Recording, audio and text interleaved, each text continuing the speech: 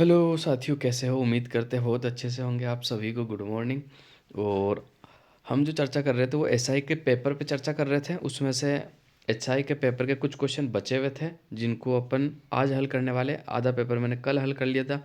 इसके अलावा जो थोड़ी मैथ्स और साइंस और रीजनिंग पूछी है, तो ये क्वेश्चन होने के बाद, राजस्थान जी के होने के बाद मैं आपको बताने वाला हूँ। तो सबसे पहला सवाल आपके सामने है। अगर चैनल के साथ अगर आप नए जुड़े हो तो चैनल को ज़रूर सब्सक्राइब कीजिएगा और अपने मित्रों से शेयर करना ना भूलें, और बेल आइकन को ज़रूर प्रेस करें जिससे कि मेरा जो भी वीडियो होगा आपको सबसे पहले प्राप्त होगा। तो सबसे पहला क्वेश्चन है आपका, दादू पंथ की प्रमुख पीठ कहाँ स्थित है? तो दादू पीठ की जो प्रमुख पीठ है कहाँ स्थित है? आमेर में भी नहीं है, मंडोर में नहीं है, करौली में नहीं। इसका जो राइट आंसर हो जाएगा आपका नरैना में स्थित है। कहाँ स्थित है? नरैना में स्थित है। अब देखो, दादू पंथ जो है, दादू पंथ की अगर थोड़ी सी मैं चर्चा करना चाहूँ तो देखो, सबसे पहले मैं बता देता हूँ आपको। दादू पंथ के जो संस्थापक है वो कौन है? संत दादू दयाल जी। आपको याद रखना कौन है? संत दादू जी। बिल्कुल आपको याद रखना, संत दादू दयाल है। और इनके गुरु जो थे ना, इनके गुरु ब्रह्मानंद थे भाई। ब्रह्मानंद कौन थे? ब्रह्मानंद।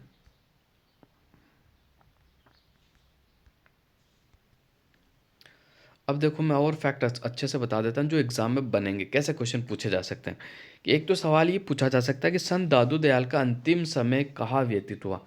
तो संत दादू दयाल जी का जो अंतिम समय व्यतीत हुआ था ना, वो नरेना में हुआ था। ठीक है, कहाँ हुआ था भाई? नरेना। बिल्कुल आपको याद रखना। दूसरा एक सवाल आपका बना था इस प्रकार से कि भाई, दादू दयाल जी और मुगल बादशाह अकबर की भेंट कब हुई? तो देखो, मैं आपको बता देता हूँ। दादू दयाल और मुगल बादशाह अकबर की जो भेंट हुई थी वो 1585 में हुई थी। अब बिल्कुल ये सवाल पूछा हुआ मोस्ट इंपॉर्टेंट है, आपको याद रखना होगा।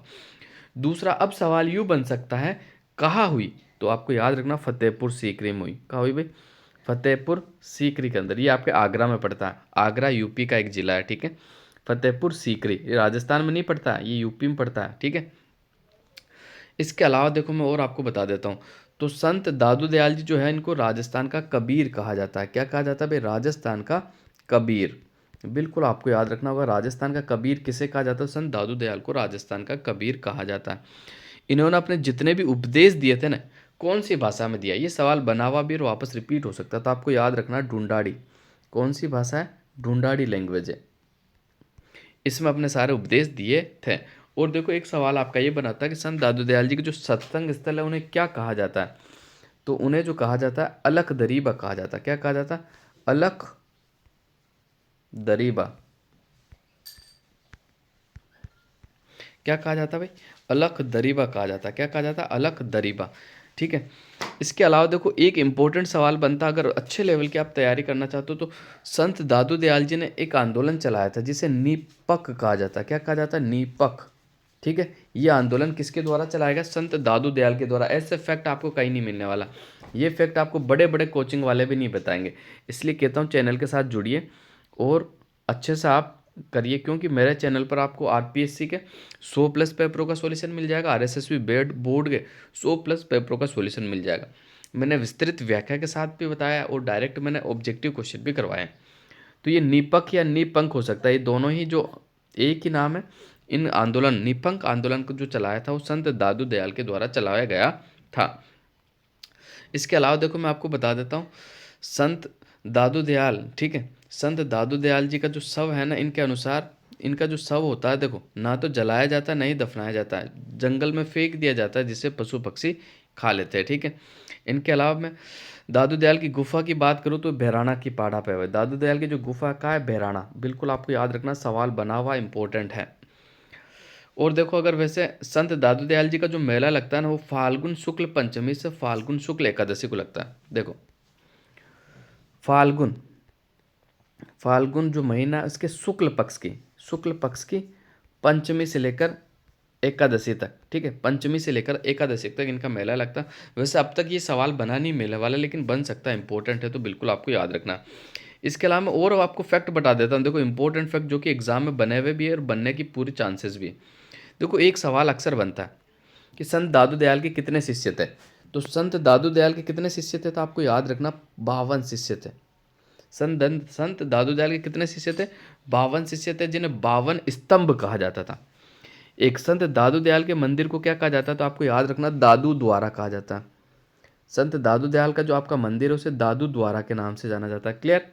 दूसरा मैं बात कर लेता हूँ, तो आपको बिल्कुल याद रखना कि दादू संप्रदाय है ना, दादू संप्रदाय में कितनी शाखाओं में बटा हुआ है। तो आज आपका कन्फ्यूज़न बिल्कुल क्लियर करने वाला हूँ। कुछ कुछ यूट्यूबर्स आपको बताते हैं 5, कुछ यूट्यूबर्स आपको बताते हैं 6। तो इसमें जो राइट आंसर है ना आपका, देखो मैं बता देता हूँ। राजस्थान में बात करें तो राजस्थान में कुल शाखाएं है 5, और दादू दयाल की कुल शाखाएं जो है ना वो कितनी है? तो कुल शाखाएं तो 6 है टोटल, लेकिन राजस्थान में 5 ही है। और सवाल जो बनेगा तो राजस्थान का तो 5 ही आपको करना है। अब देखो पांचों शाखाओं के नाम भी बता देता हूँ मैं। एक तो हो गया आपकी खालसा, एक कौन सी शाखा? खालसा शाखा, ठीक है, बिल्कुल आपको याद रखना। दूसरी मैं बात करूँ तो विरक्त शाखा, कौन सी है? विरक्त। तीसरी शाखा की मैं बात करूँ तो उत्तरादय। और एक आपकी शाखा जो है खाकी, कौन सी शाखा? खाकी। और एक आखिरी जो बची है, वो आखिरी जो बचा वो है नागा शाखा। तो मैंने बताया खालसा, विरक्त, उत्तरादय, खाकी और नागा। तो सर एक छठी शाखा कौन सी रहेगी? तो छठी जो रहेगी आपकी स्तनधारी, कौन सी होगी? स्तनधारी। तो ये 6 शाखाएं, लेकिन राजस्थान में 5 ही शाखा है, ठीक है, बिल्कुल आपको याद रखना है। इसके अलावा देखो संत दादू दयाल जी के 5 प्रमुख शिष्य थे, उनके बारे में ज़रूर बताना चाहूँगा, बार बार एग्जाम में पूछा जाता। एक तो थे आपके सुंदरदास, जो संत दादू दयाल के पुत्र भी थे। एक थे आपके रजब जी, एक थे आपके सुंदरदास जी, ठीक है, और एक जो थे आपके बालिंद नाथ जी, कौन से थे? बालिंद नाथ। और एक जो थे आपके गरीब दास, कौन से थे? गरीब दास, ठीक है, ये आपको बिल्कुल याद रखना है। तो ये 5 संत हैं। अक्सर यहाँ से सवाल आपका एग्जाम में बनता है। अब बढ़ते हैं अगले क्वेश्चन की ओर। अगला क्वेश्चन देख लेते हैं, मैंने पूरा पोस्टमार्टम कर दिया है। बिजोलिया किसान आंदोलन के प्रणेता निम्न में से कौन थे? वाकई में हमारे साथ जुड़िए, चैनल को सब्सक्राइब कीजिए, इतनी बेहतर तैयारी करा दूंगा कि मज़ा आ जाएगा आपको। एक बार आप विश्वास करके ज़रूर देखें चैनल के साथ, अगर वाकई में आप जुड़ोगे ना तो फिर आपको लगेगा सर वाकई में आपने बहुत बेहतरीन कंटेंट उपलब्ध करवाया। अगला क्वेश्चन देख लेते हैं। बिजोलिया किसान आंदोलन के प्रणेता निम्न में से कौन थे? विजय सिंह पथिक, केसरी सिंह बारड, जमनालाल बजाज, अंडूलाल सेठी। तो इसका जो राइट आंसर हो जाएगा ऑप्शन नंबर 1, विजय सिंह पथिक बिजोलिया किसान आंदोलन के प्रणेता थे। अब बिजोलिया किसान आंदोलन के बारे में मैं बात कर लूँ तो ये भारत का प्रथम अहिंसात्मक और संगठनात्मक किसान आंदोलन था। ये कौन सी रियासत से प्रारंभ हुआ था? आपको याद रखना है, मेवाड़ रियासत से ये शुरू हुआ था, आपको बिल्कुल याद रखना, ठीक है। मेवाड़ रियासत का एक ठिकाना था बिजोलिया ठिकाना, वहाँ से शुरू हुआ था। और बिजोलिया ठिकाने के जो संस्थापक थे ना वो अशोक परमार थे। ये सवाल एग्जाम में बना हुआ, कौन थे भाई? अशोक परमार। बड़ा इंपॉर्टेंट सवाल है, वापस से बन सकता है। इसके अलावा देखो मैं बात कर लेता हूँ, तो वर्तमान में आपका जो बिजोलिया पड़ता है ये आपका कहाँ पड़ता है? तो वर्तमान में बिजोलिया आपका भीलवाड़ा में पड़ता है। कहाँ पड़ता है? भीलवाड़ा। और दूसरा देखो, बिजोलिया में अधिकांश मैं बताऊँ ना तो 60% से भी ज़्यादा धाकड़ किसान है भाई। कौन से किसान है? धाकड़ किसान, आपको याद रखना है, ये धाकड़ किसान है, ठीक है। और इन्हीं किसानों ने बिजोलिया आंदोलन किया था, बिल्कुल आपको याद रखना है। अब आगे बढ़ जाते हैं, अगला क्वेश्चन देख लेते हैं। स्वराज शब्द का सर्वप्रथम प्रयोग किसने किया था? ये आपको बताना। तो स्वराज शब्द का सर्वप्रथम जो प्रयोग किया था वो दयानंद सरस्वती के द्वारा किया गया था, आपको बिल्कुल याद रखना। इसका जो राइट आंसर हो जाएगा आपका option number 1, Dayanand Saraswati, option number 1 जो आपका बिल्कुल राइट आंसर हो जाएगा। अगला क्वेश्चन देख लेते हैं। अगला क्वेश्चन आपके सामने है। गीदड़ नृत्य राजस्थान के किस क्षेत्र में किया जाता है? तो गीदड़ नृत्य की अगर मैं बात करूं तो गीदड़ नृत्य आपका कहाँ किया जाता है? गीदड़ नृत्य आपका किया जाता है शेखावटी क्षेत्र में किया जाता है। कहाँ किया जाता है? शेखावटी क्षेत्र में किया जाता है। देखो गीदड़ नृत्य के बारे में थोड़ा सा मैं आपको बता देता हूँ।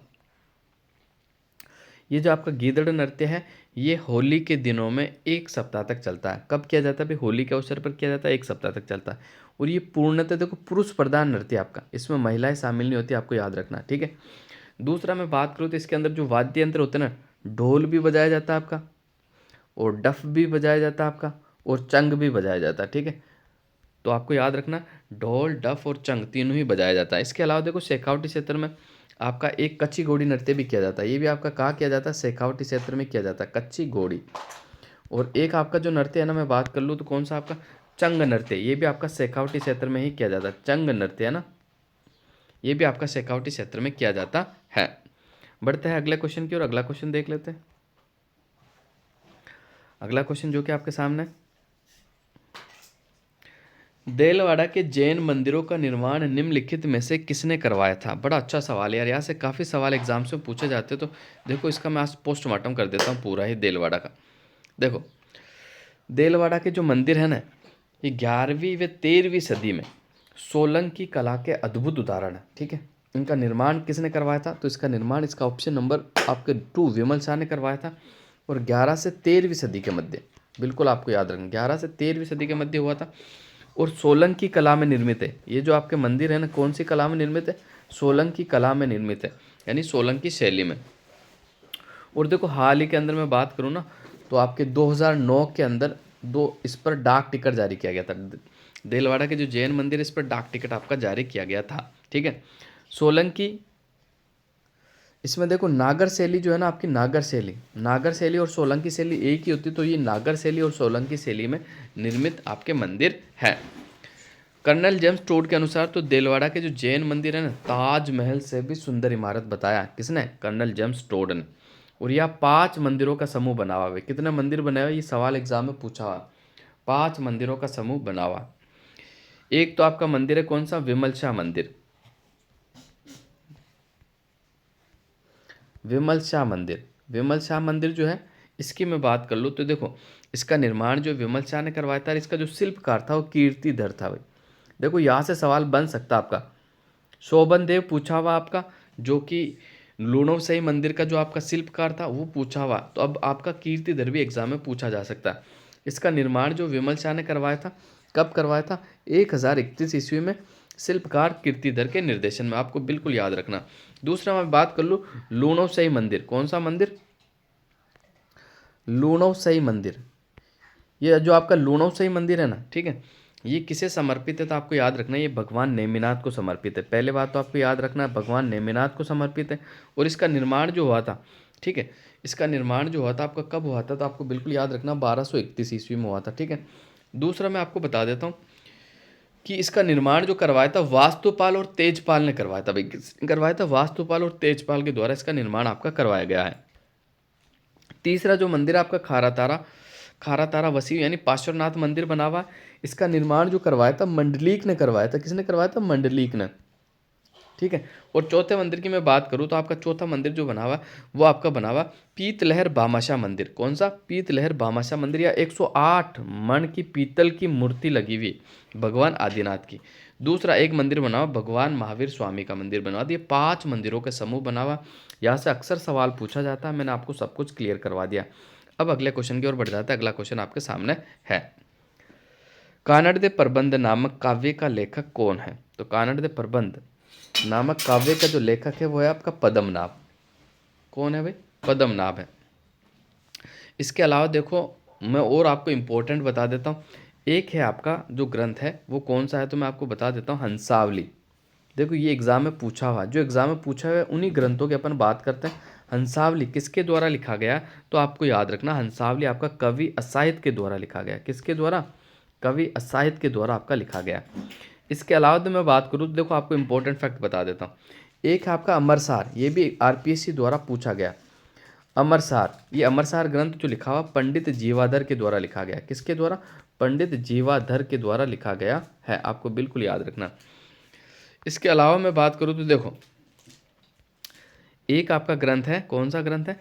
निरशब्द शब्द, ये ऐसा शब्द है, ये कन्हैयालाल सेठिया के द्वारा लिखा गया। आपको बिल्कुल याद रखना। एक है आपका प्रत्यक्ष जीवन शास्त्र, ये हीरालाल शास्त्री का। एक इनका गीत है पढ़ ले प्रतीक्षा नमो नमे, ये भी हीरालाल शास्त्री के द्वारा लिखा गया। इसके अलावा मैं बात करूँ तो एक आपका है वीर मायण, ये बादर डाडी के द्वारा लिखा गया। किसके द्वारा? हुआ बादर डाडी के द्वारा लिखा गया। बिल्कुल इंपॉर्टेंट है, एग्जाम में कई बार पूछा गया है। इसके अलावा मैं बात करूँ तो देखो एक आपका जो ग्रंथ है वो है आपका कौन सा? तो आपको याद रखना है कौन सा? टाबरारी बातें। ये टाबरारी बातें जो लिखा गया है लक्ष्मी कुमारी चुंडावत के द्वारा लिखा। किसके द्वारा? लक्ष्मी कुमारी चुंडावत के द्वारा लिखा गया है। लक्ष्मी कुमारी चुंडावत। तो ये इम्पोर्टेंट आपके ग्रंथ है जो कि एग्जाम्स में पूछे गए, इनकी मैं चर्चा कर चुका हूँ, अपने नोट्स में ज़रूर ऐड करना, आपको बहुत बेनिफिट मिलेगा। 84 खंभों की छतरी है, तो 84 खंभों की छतरी कहाँ स्थित है? तो आप सभी को पता है 84 खंभों की आपकी जो छतरी है वो बूंदी में स्थित है। भाई कहाँ स्थित है? बूंदी में। अब मैं बात कर लेता हूँ 80 खंभों की छतरी। 80 खंभों की छतरी आपकी कहाँ पड़ती है? तो अलवर में पड़ती है। ठीक है। इसके अलावा मैं बात कर लेता हूँ गेटोर की छतरियाँ। गेटोर की छतरियाँ कहाँ पड़ती है? तो गेटोर की छतरियाँ आपके नाहरगढ़ जयपुर में पड़ती है। कछावा शासकों की छतरियाँ है। दूसरी मैं बात कर लेता हूँ बड़ा बाग की छतरियाँ। ये बड़ा बाग की छतरियाँ जो है आपके जैसलमेर में है। भाई कहाँ है? जैसलमेर के अंदर है। और ये जो आपके जैसलमेर के भाटी शासक थी उनकी छतरियाँ बनी हुई। एक है आपके शारबाग की छतरियाँ। कौन सी? शारबाग की छतरियाँ या कोटा के शासकों की छतरियाँ बनी हुई है। ठीक है, आपको याद रखना है शारबाग की छतरियाँ कोटा में स्थित है, आपको याद रखना। एक आपकी देवी कुंड की छतरियाँ। देवी कुंड की छतरियाँ, देवी कुंड की छतरियाँ आपके बीकानेर में पड़ती है और बीकानेर के शासकों की बनी हुई है। ठीक है। एक मैं बात कर लेता हूँ कैसर बाग की छतरियाँ। कैसर बाग की छतरियाँ बूंदी में बनी हुई है, बूंदी के शासकों की छतरियाँ। कैसर बाग की छतरियाँ कहाँ पड़ती है? तो बूंदी के अंदर पड़ती है। ठीक है, बिल्कुल आपको याद रखना है। अब बढ़ते हैं अगले क्वेश्चन की और अगला क्वेश्चन देख लेते हैं। अगला क्वेश्चन आपका क्या है? निम्नलिखित में से कौन सा दुर्ग जल दुर्ग की श्रेणी में आता है? कुंभलगढ़ तो आपका गिरी दुर्ग है, ये भी आपका गिरी दुर्ग है। रणथंभौर भी आपका गिरी दुर्ग की श्रेणी में आता है। गागरोन ये आपका जल दुर्ग की श्रेणी में आता है। तो इसका जो राइट आंसर हो जाएगा ऑप्शन नंबर 4। राजस्थान में देखो एक तो गागरोन, दूसरा आपका भैंसरोडगढ़। भैंसरोडगढ़ भी है ना आपका जल दुर्ग की श्रेणी में आता। भैंसरोडगढ़। ठीक है। भैंसरोडगढ़ के अलावा मैं बात कर लूँ तो और आपका जो है ना एक है चित्तौड़गढ़। चित्तौड़गढ़ भी आपका जल दुर्ग की श्रेणी में आता है। चित्तौड़गढ़ के अलावा एक छोटा सा दुर्ग है मनोहर थाना दुर्ग। कौन सा? मनोहर थाना दुर्ग। ये दुर्ग भी जो है ना आपका जल दुर्ग की श्रेणी में आते हैं। तो 4 दुर्ग मैंने बताया, एक तो गागरोन, भैंसरोडगढ़, चित्तौड़गढ़ और मनोहर थाना। ये चारों दुर्ग जो है आपके जल दुर्ग की श्रेणी के अंतर्गत आते हैं। आगे चलते हैं। बूंदी में स्थित रानी जी की बावड़ी का निर्माण किसने करवाया था? बूंदी में स्थित रानी जी की बावड़ी का जो निर्माण है वो नाथावती के द्वारा करवाया गया। किसके द्वारा करवाया गया? नाथावती के द्वारा करवाया गया है। ठीक है। रानी जी की बावड़ियों को सभी बावड़ियों का सिरमौर भी कहा जाता है। बावड़ियों का सिरमौर रानी जी की बावड़ी को ही कहा जाता है। आगे बढ़ते हैं अगला क्वेश्चन। ख्वाजा मोइनुद्दीन चिश्ती की दरगाह के लिए मुगल बादशाह अकबर द्वारा व्यवस्थार्थ दिए गए गांवों की संख्या है। यानी कितने गांव जो कि दरगाह के लिए दिए थे मुगल बादशाह अकबर ने? तो इसका जो राइट आंसर हो जाएगा आपका, बिल्कुल बहुत अच्छा सवाल है, 18 गांव दिए थे। ऑप्शन नंबर 4 मोस्ट इंपॉर्टेंट सवाल है, वापस से रिपीट होगा, बहुत से बच्चों को नहीं आता। ऑप्शन नंबर 4 इसका राइट आंसर हो जाएगा। अगला क्वेश्चन देखते हैं। अगला क्वेश्चन ये है कि तिवारा कर वसूला जाता है। तिवारा कर जो वसूला जाता था वो देखो रियासतों के अंदर दिवाली और होली जैसे पर्व होते थे ना, उन अवसरों पर गांव गांव में जाकर आपका तिवारा कर वसूला जाता था। ठीक है। नाथ द्वारा का मूल नाम था, तो नाथ द्वारा का जो मूल नाम था आपका सिहार था। ऑप्शन नंबर 3 जो है आपका बिल्कुल राइट आंसर हो जाएगा। क्लियर? तो ये 100 क्वेश्चन हो गए। इसके अलावा देखो मैं आपको कल 50 तक करवाया था, वापस आपको सवाल दिखा देता हूँ एक बार। 50 के आगे जो है ना कुछ आपके सवाल थे वो जो मैं चर्चा कर लेता हूँ। देखो